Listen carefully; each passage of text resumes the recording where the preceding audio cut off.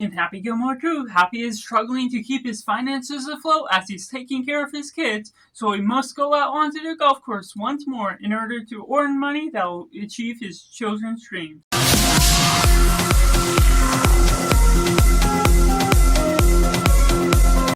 Welcome Cinema, where we focus on a film. I'm Josh, this is Simply Cinema. Let me know down in the comments below what you thought of Netflix's Happy Gilmore 2. Was it good, was it bad, or somewhere right in the middle? Or if you're waiting for this review to decide if you're going to see it or not, and taking it right in a positive. Happy Gilmore 2 leads off of where we're headed with from the original that really balances in a good nature with laughs here and there, getting me to laugh out loud now and then. The nature of me not necessarily always loving comedy. I'm very particular about my taste in what I'm looking at films. The ability to follow along and enjoy the nostalgic take that we're looking at this for, going on the balance of all these new characters that they have to tie in that also coincide with the original, will be a good one for fans that have watched since the original release, and for me even that just watched it, the first one a couple weeks back,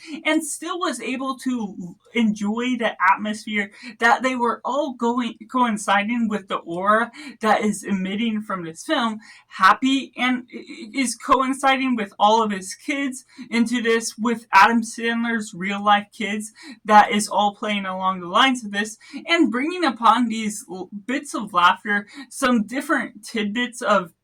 media that really highlights this film as a whole. We're bringing a lot of the original cast back. Of course, Adam Sandler, we got Christopher McDonald, and also certain characters that you may not expect to bring back, Bren Stiller, and other characters that may not have been evident or have been able to return because they passed away since then.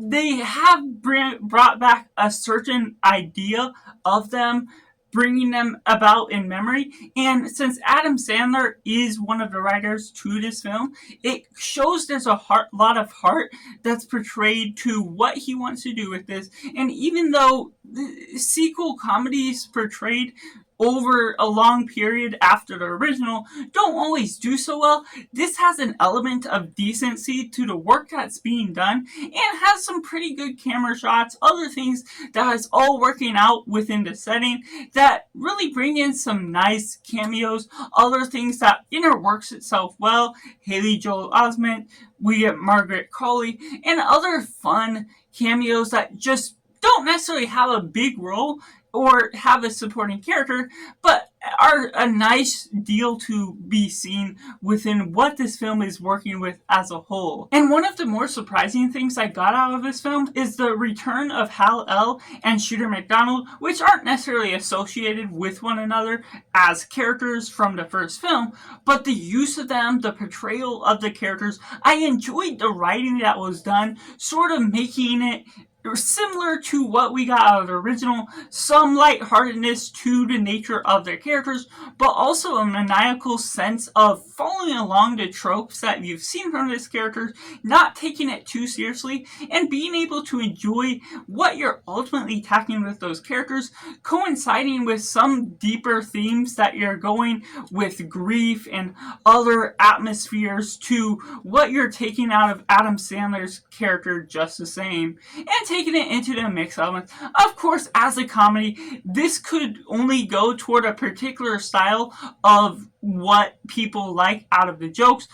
For me personally, it's kind of a mixed bag, but that was almost the same as the original Happy Gilmore, where there may be a good moment that happens every 15 minutes or so, and then it flatlines to a nature where you're not necessarily enjoying the film quite as much, not necessarily loving the jokes quite as much. So the way you're following along the lines of that, some people may find it a lot more funny. So that's where I'm putting in the mix elements, because it's really hard to coincide with someone's particular states. And there's some atmosphere to this film where there may be too much nostalgia pulled into the picture, where there's some returning characters that may not match the style of how you picture them to return, or there's some kids of characters that don't necessarily make sense to be brought back, and it stretches so far to the nature of who they want to bring back as a legacy type of character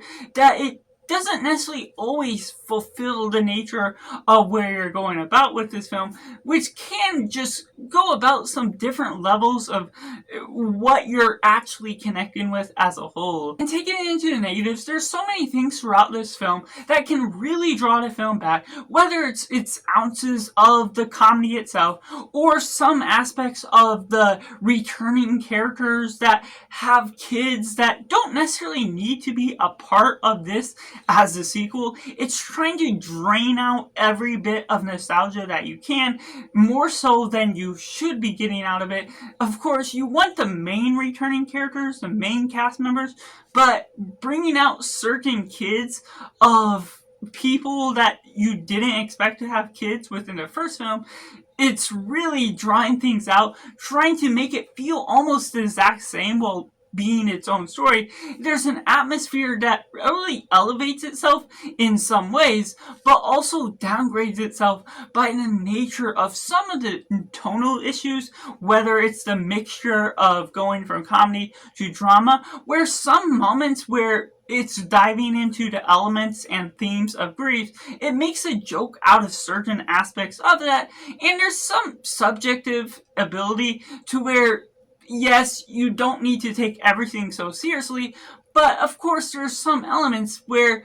it does coincide with bits of drama, so why not utilize that in some of the best ways to captivate some of the emotions out of the characters where it's needed. And I will say, there's some parts of the golf tournament itself that I could get a lot more out of the supporting characters, the new characters that are thrown into the mix that are just the fresh golfers that are side characters that are throwaway in some sort of sense, that they ultimately don't support any of the new things. Of course, you're not wanting to get all the motivations. It's going to be too convoluted and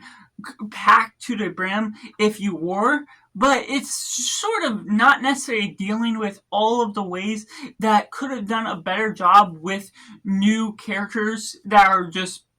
in the background and just doing their part to either look good or look bad. And there's, of course, certain parts of the film that can feel extremely predictable because when they go over the top with the way that Happy Gilmore must do this trick shot in order to make it, or he's facing up against these legends that have this surgically done thing to them that makes them better golfers, the tournament itself can be conveniently omitted in the nature of how things get pulled off because the writers need it to work out, and also the stakes of the film feel ultimately really low because the whole idea behind the golf game is that if these normal golfers can't win against these surgically done golfers, then old golfing is out of the picture, which doesn't necessarily make sense to any extreme because there's still going to be the old way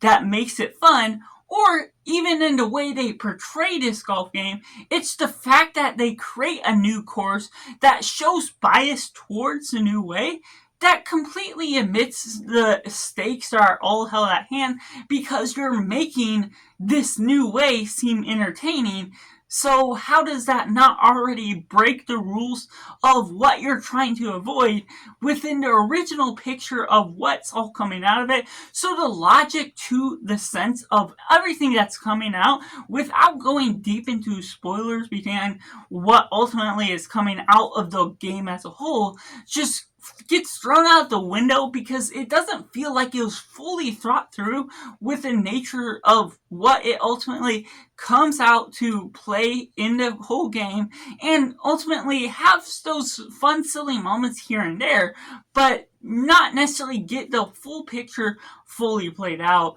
So that's just my personal thoughts on Happy Gilmore 2, where there's quite a bit of fun to the nature that's done, having the bits of nostalgia that I even enjoyed, but ultimately has its issues within its logic and other bits of tone. So that's just my personal thoughts on Happy Gilmore 2, which I have to rate a simply 5.5 out of 10. Let me know down in the comments below what you think of Happy Gilmore 2. Was it good? Was it bad? Or somewhere right in the middle? Let me know all your thoughts. Make sure to like this video if you enjoy it. Subscribe if you haven't already to join in film culture community where we talk about the love of cinema as a whole. So that's just all, and make sure to do yourself a favor and go watch a movie.